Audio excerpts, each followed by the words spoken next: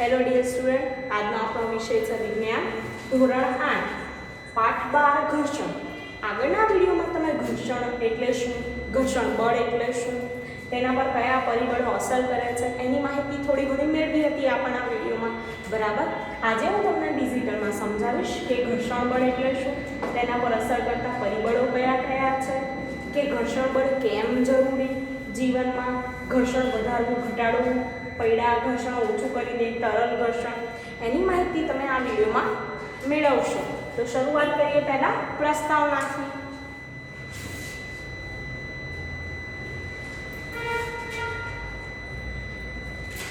પ્રકરણ 12 ઘર્ષણ. પ્રસ્તાવના. તમે ટ્રાફિક સિગ્નલ પાસે કાર કે ટ્રકના ડ્રાઈવરને વાહન ધીમું પાડતા જોયા હશે. તમે પણ તમારી સાયકલને જરૂર પડે બ્રેક લગાડીને ધીમી પાડો છો. તમે ક્યારેય એવું વિચાર્યું છે કે બ્રેક મારવાથી વાહન શા માટે ધીમું પડે છે? માત્ર વાહનો જ નહીં, પણ કોઈ પણ વસ્તુ જ્યારે બીજી વસ્તુની સપાટી પર ગતિ કરતી હોય ત્યારે બાહ્ય બળ લગાડ્યા વગર ધીમી પડે છે અને અંતે સ્થિર થઈ જાય છે. તમે જમીન પર ગતિ કરતા દડાને થોડા સમય પછી સ્થિર થઈ જતા જોયો જ હશે. કેળાની છાલ પર પગ પડતા જ આપણે શા માટે લપસી જઈએ છીએ? કોઈ લીસા અને ભીના ભોંય તળિયા પર ચાલવું શા માટે મુશ્કેલ છે? આ પ્રકરણમાંથી તમે આવા પ્રશ્નોના જવાબો શોધી શકશો. ઘર્ષણ બળ. પ્રવૃત્તિ. ટેબલ પર પડેલા પુસ્તકને ધીમેથી ધક્કો મારો. તમે જોશો કે તે થોડું અંતર કાપીને સ્થિર થઈ જાય છે. હવે પુસ્તકને વિરુદ્ધ દિશામાં ધક્કો મારીને આ પ્રવૃત્તિનું પુનરાવર્તન કરો. જોયું? પુસ્તક આ વખતે પણ થોડું અંતર કાપીને સ્થિર થઈ જાય છે. એવું શા માટે બને છે તે વિચારી શકો છો? હા, આપણે કહી શકીએ કે પુસ્તકની ગતિનો વિરોધ કરવા માટે તેના પર કોઈ બળ લાગતું હોવું જોઈએ. આ બળને ઘર્ષણ બળ કહે છે. તમે જોયું કે જો તમે ડાબી બાજુએ બળ લગાડો છો ત્યારે ઘર્ષણ બળ જમણી બાજુએ લાગે છે. હવે શું, તો તમે ડાબી બાજુએ બળ લગાડો તો ઘર્ષણ બળ કઈ બાજુ લાગશે? જમણી બાજુ. આપણે આગળ વિડીયોમાં માહિતી મેળવી હતી કે ઘર્ષણ બળ હંમેશા બળની વિરુદ્ધ દિશામાં લાગે છે. જો તમે જમણી બાજુએ બળ લગાડો છો ત્યારે ઘર્ષણ બળ ડાબી બાજુએ લાગે છે. બંને કિસ્સાઓમાં ઘર્ષણ બળ પુસ્તકની ગતિનો વિરોધ કરે છે. ઘર્ષણ બળ હંમેશા લગાડેલા બળનો વિરોધ કરે છે. ઉપરની પ્રવૃત્તિમાં ઘર્ષણ બળ પુસ્તકની સપાટી અને ટેબલની સપાટી વચ્ચે લાગે છે. શું ઘર્ષણ બધી જ સપાટીઓ માટે સરખું હોય છે? શું તે સપાટીઓના લીસાપણા પર આધાર રાખે છે? ચાલો આપણે જોઈએ.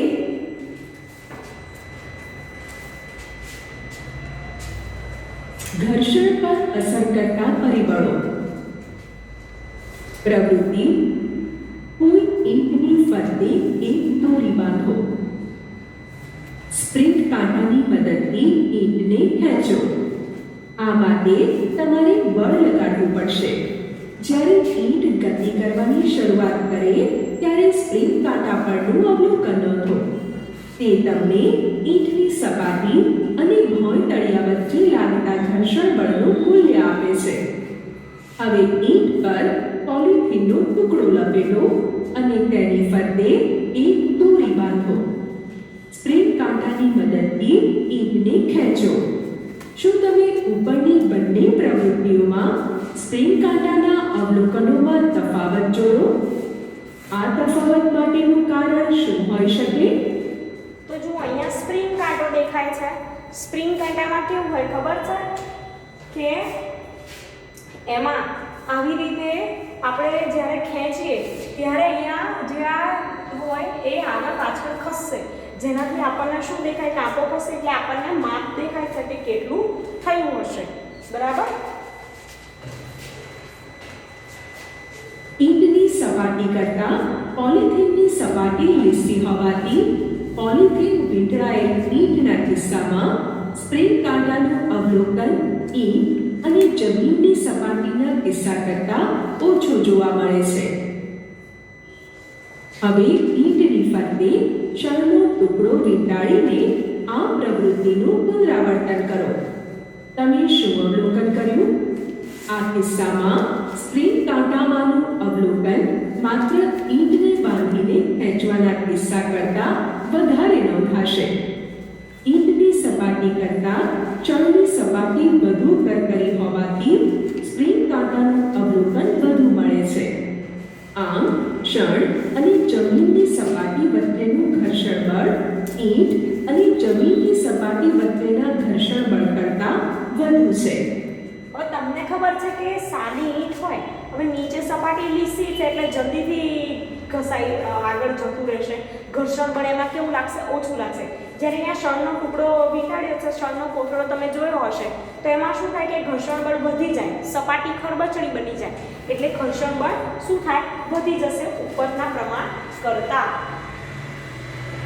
જ્યારે પોલિથીન અને જમીનની સપાટી વચ્ચેનું ઘર્ષણ બળ ઈંટ અને જમીનની સપાટી વચ્ચેના ઘર્ષણ બળ કરતાં ઓછું છે. સ્પ્રિંગ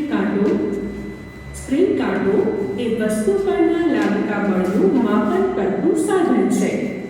તે એક સ્પ્રિંગ કોઇલ એટલે કે ગૂંચળાનું બનેલું હોય છે, જે તેના પર બળ લગાડવાથી ખેંચાય છે.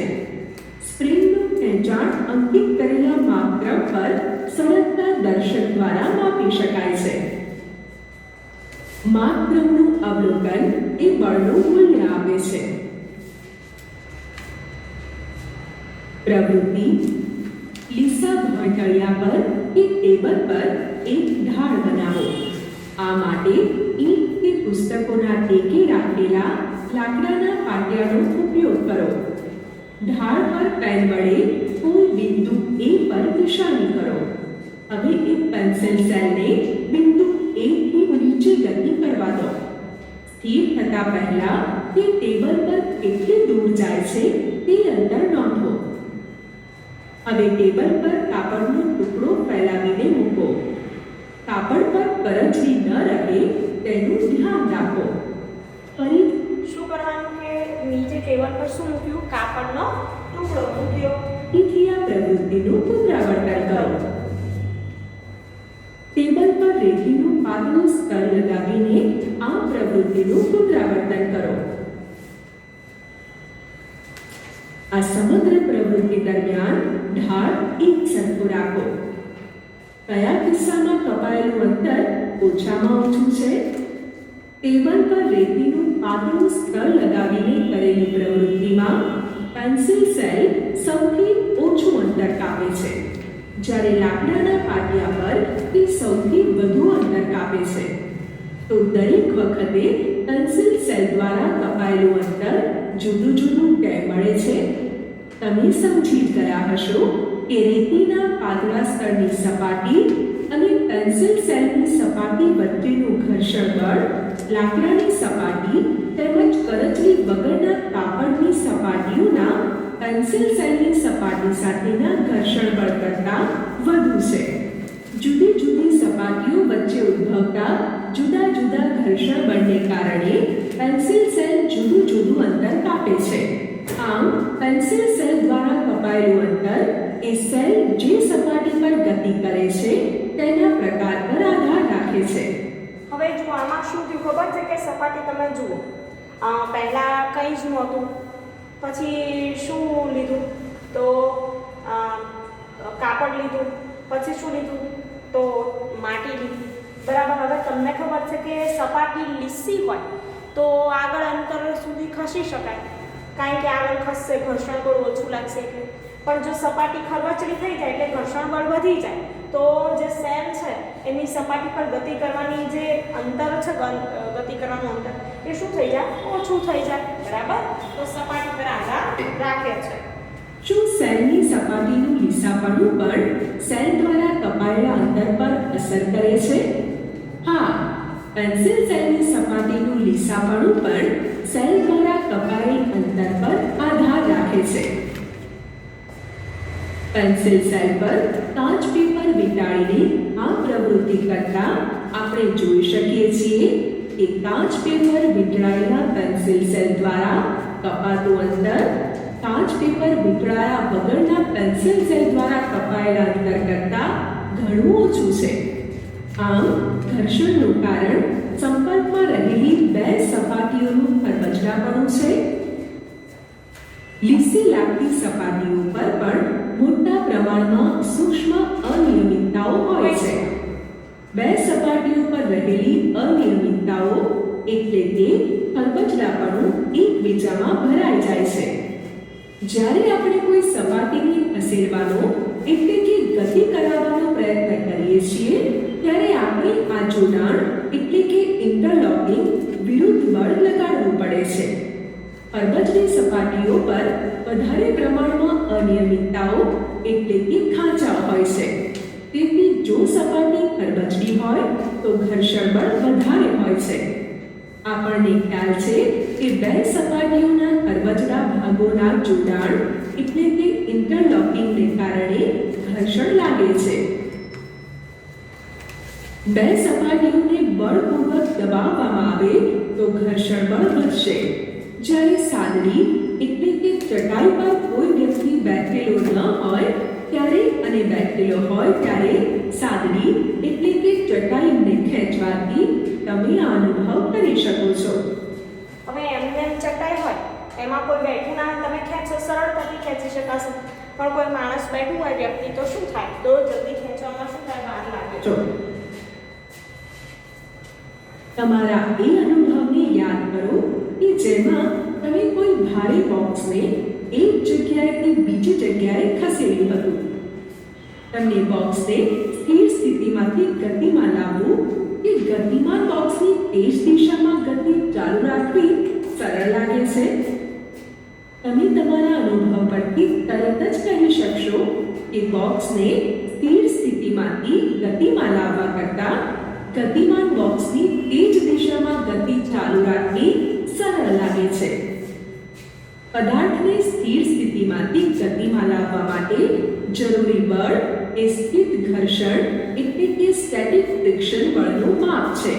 હવે સ્થિત ઘર્ષણ વિશે શીખીએ કે સ્થિત ઘર્ષણ એટલે શું? તો પદાર્થને સ્થિર સ્થિતિમાંથી ગતિમાં લાવવા માટે જરૂરી બળ એ સ્થિત ઘર્ષણ બળ એટલે કે સ્ટેટિક ફ્રિક્શન બળનું માપ છે. ફરીથી કહું છું કે પદાર્થને સ્થિર સ્થિતિમાંથી ગતિમાં લાવવા માટે જરૂરી બળ એટલે શું કહેવાય? સ્થિત ઘર્ષણ બળ. વ્યાખ્યા છે આપણી. જ્યારે પદાર્થની અચળ ઝડપથી ગતિ ચાલુ રાખવા માટે જરૂરી બળ એ સરળતા એટલે કે સ્લાઇડિંગ ફ્રિક્શન ઘર્ષણનું માપન છે. હવે સ્થિતિ ચાલુ હોય ગતિની સ્થિતિ અને એમાં આપણે ફરીથી બળ લગાડીને આગળ વધે તો એ કેવું કહેવાય? તો સરકતું ઘર્ષણ બળ. જ્યારે બોક્સ સરકવાનું શરૂ કરે ત્યારે તેની સપાટી પરના સંપર્ક બિંદુઓને બીજી ભોંયતળિયાની સપાટીના સંપર્ક બિંદુઓમાં ઘૂસી જવા માટે પૂરતો સમય મળતો નથી. તેથી સરકતું ઘર્ષણ એ સ્થિત ઘર્ષણ કરતાં ઓછું હોય છે. હવે સરકતું ઘર્ષણ એ સ્થિત ઘર્ષણ કરતાં કેવું હોય છે? તો ઓછું હોય છે. યાદ રાખજો. તેથી તમારા માટે પદાર્થને સ્થિર સ્થિતિમાંથી ગતિમાં લાવવા કરતાં ગતિમાન પદાર્થની ગતિ ચાલુ રાખવી સરળ છે.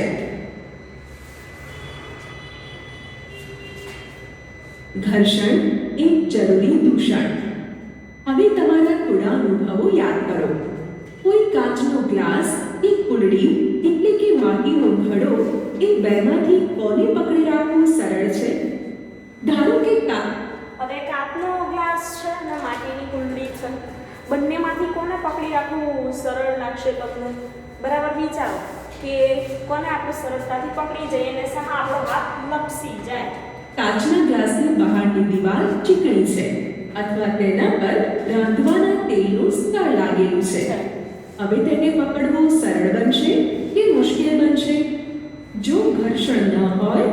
કાચના ગ્લાસને પકડી રાખવું શક્ય બનશે?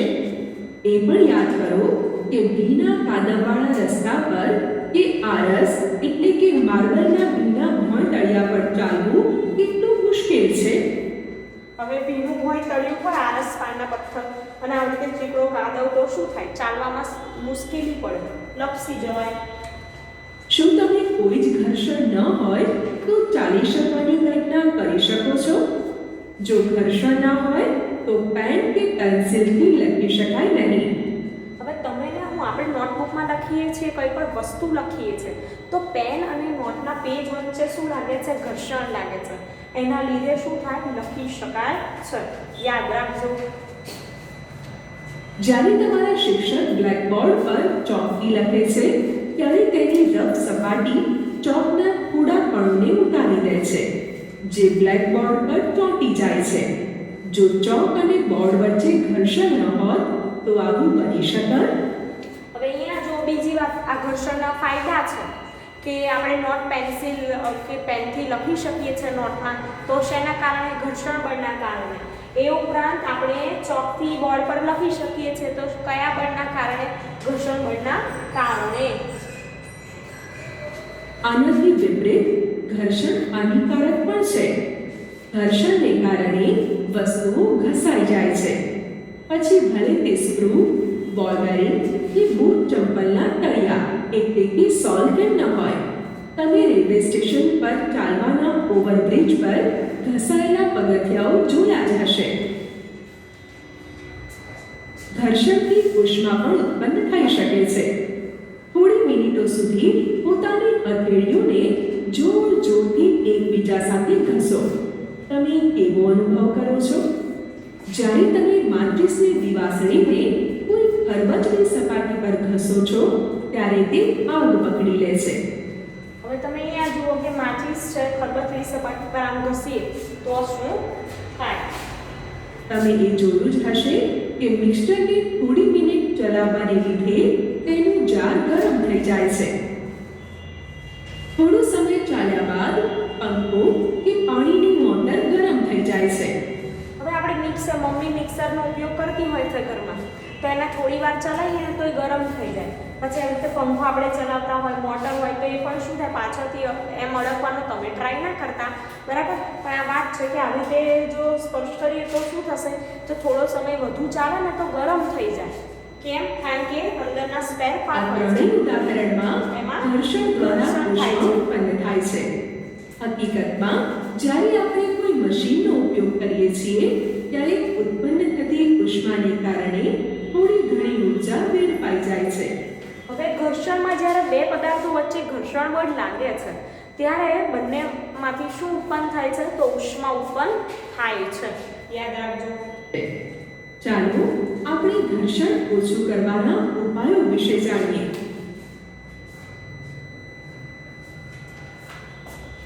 ઘર્ષણ વધારવું અને ઘટાડવું.